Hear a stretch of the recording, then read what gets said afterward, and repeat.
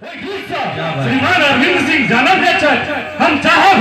जे एक में जोरदार ताली होना चाहिए श्रीमान अरविंद सिंह के लिए। श्यामा गजब शहर दरभंगा जही में आहा विराजे श्यामा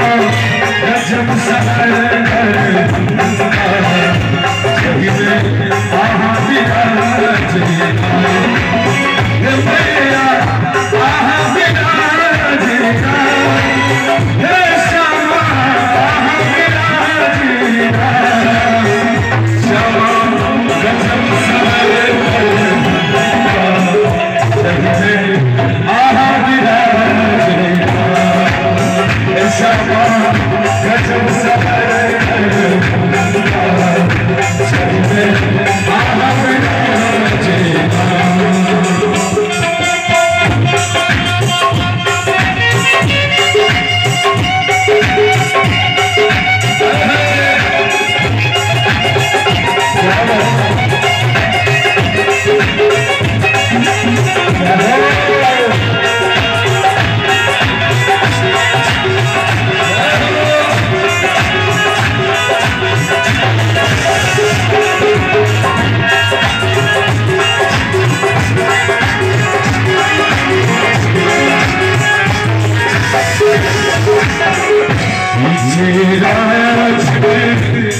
मंदिर चमके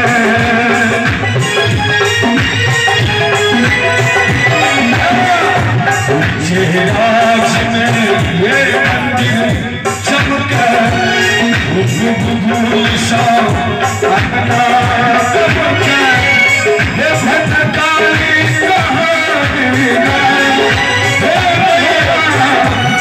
कोई अखबारी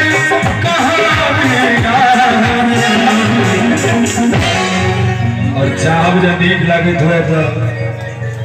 नौजवान भाई सबसे सुनो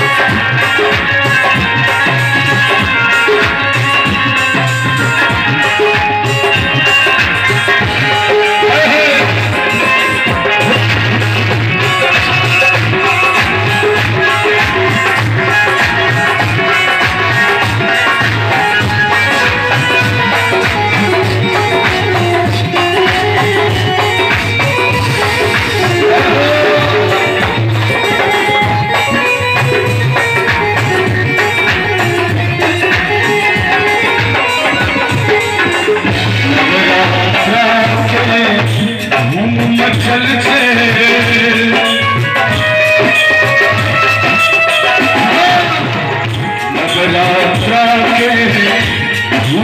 चलते तीसरे सप्ताह